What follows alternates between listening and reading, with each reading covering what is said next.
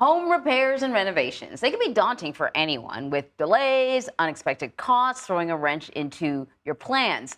A recent article in the Wall Street Journal found that since the pandemic, some projects are becoming never-ending nightmares as the time and cost to complete them just continue to rise. So joining us now is the author of that piece, Rachel Wolfe. She's a reporter with the journal's Life and Work Bureau, and Miguel Villamil. He is a general contractor out of Indianapolis. I'm glad we have both of you, because sometimes general contractors, Miguel, they start to become like the bad person in the story, right? Because people don't understand how the business works. So I'm glad you're here. But I'm going to start with you, Rachel. Look, everyone knows that even when, in the best of times, it's really hard to get a renovation done. It's always going to take longer. It's always going to cost more. And you're always going to have to give up something that you wanted. That's right. You're not going to get those tiles. Exactly. Right. So anyways, can you break down the increases, not only in home renovation time, but also the costs? Why are we seeing this? So there has been this huge surge of demand, first and foremost. The pandemic obviously brought everybody back into their homes. People were suddenly realizing everything that was wrong with their homes. So you had this huge influx of people moving all over the place, and also people just wanting to repair, renovate their existing properties. And so that has driven demand up. It was the highest last year that it's ever been, up 15% from 2021, where it was already up 11%. Historically, it goes up about 5% every year.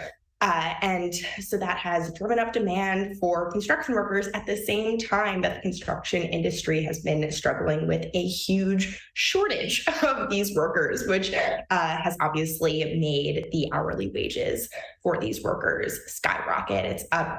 They're up about 40% year over year, which has just become unaffordable for so many.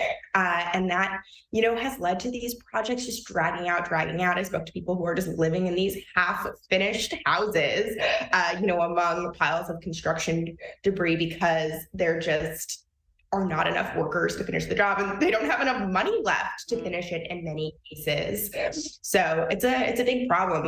Obviously these projects are never fun. Nobody likes living off of a hot plate, but it's gotten more extreme. People are, kind of evacuating from their houses for what they think is going to be a couple of months. It ends up being years. So Miguel, let me ask you, have you seen a demand for your services increase, and how are you handling that? Well, yeah, we have a lot of demand and everything increased on it. But, as homeowners, we've been pushed too by the raise of prices on materials and labor mainly, because we got a lot of people, that raise their rates, and we have to pay high to have people working. And, we run out on people, and especially people without experience. And, we have prices on one side, homeowners on the other side. So we squeeze in between that. And it's hard. It's hard to come up and finish projects on time and with the quality needed. So I can totally sort of see that, because, for homeowners, there is a finite amount that they can pay. They can't just pay endless amounts. And so if they factor in, if they want to redo their bathroom and they're expecting to pay a certain amount and it goes above that, then they might not be interested in doing any more work. And, for you, Miguel, if you have to pay your workers more and the homeowners, want to pay less, the money comes from someplace, and it probably comes from you. You're probably seeing your own personal profits sort of get squeezed smaller and smaller. How is this impacting your business? Are you finding people, not finishing projects, or you're not able to take on the projects that you want to because of all these factors? Yeah, affecting on all those aspects. We got homeowners calling me with unfinished projects, and because somebody else take the project and they don't know how to finish, or the contractor run out of money and the owner doesn't want to pay more, and the contractor doesn't have money to finish the job. So then, everybody abandoned the job. Right. And, so that pushed us on a really, really bad situation, because I'm personally, once I give a price, I try to respect it and don't over budget, because I know everybody's on budget about, some projects. So, and it gets tough. And then you got people without experience. So a lot of times I ended up doing the job myself just to, to deliver the job to the homeowners. Yeah, well, that is probably much appreciated by your clients, but I'm sure it's tough for you. But Rachel, let me ask you about some of the experiences that some homeowners have shared with you as you research this story. So what I've found is that a lot of homeowners just decided to take on the job themselves. They were sick of waiting for the availability of, getting turned down by every single general contractor in the area. And one woman, she had a horrible flood in her home, a toilet water main line leaked hundreds of gallons of water throughout her whole house. And she ended up becoming the general contractor on the project, spending 40 hours a week for over a year overseeing every single step of this complete house remodel. And she was like, I have a newfound respect for the construction industry and how hard people work, but also I really resent that I had to just give up a year of my life. I was not trained to do this. I don't know the order in which all of these things happened. Also spoke to a family out in the Catskills who got turned down by every single electrician in the area. And so they ended up calling, begging an electrician 2 counties over, who finally was like, fine, I will come to you, give me $100 surcharge for travel, but I can only come on a rainy day because most of his work was outside. So this project was inside, and of course it didn't rain for weeks, and so there was no electricity in the house for, it was just unusable for so long. And then the same family finally, they were so frustrated with having to wait. The husband said, I'm going to build a back deck myself. I'm very handy. I'll take a week and a half off work. 2 days into the project, he had barely dug all the holes for the post. You have to get it below the frost line.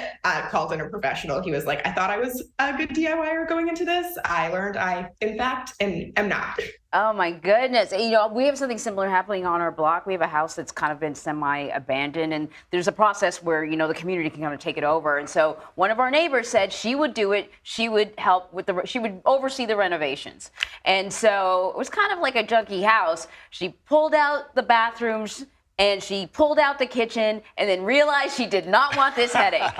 And now the house is for sale. Boy. Very steep discount if you want a house without bathrooms and kitchens. And then you could take on the headache for a price. Yeah. So what do you think? Are we going to see these costs continue to go up, or do you think we're sort of capping out now, Rachel or Miguel?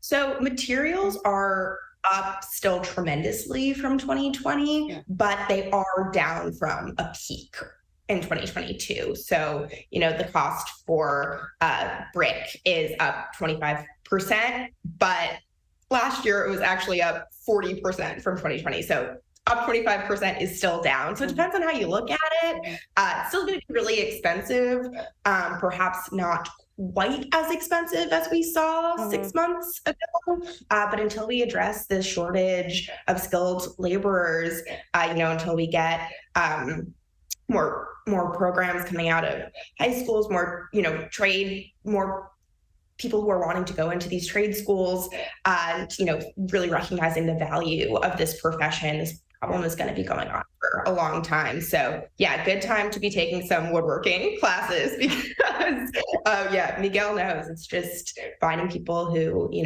have the experience. It's a lot of work on construction workers like Miguel who have to train these people. So it's a big problem, and we're going to continue to face it for a while. Well, Miguel, I'm really appreciative that you spent some time with us because obviously you're a very busy man. Yes. And there are people watching right now wondering what's going on with their projects. Yeah. So, we're pretty busy, and like Rach say, I've been training people, and I'll be considering to open a school for trades because it's hard to find people who can do things on just regular things around the house. Yeah. So.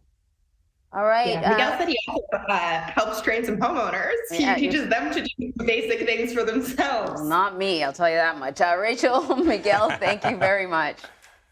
No problem. Thank you.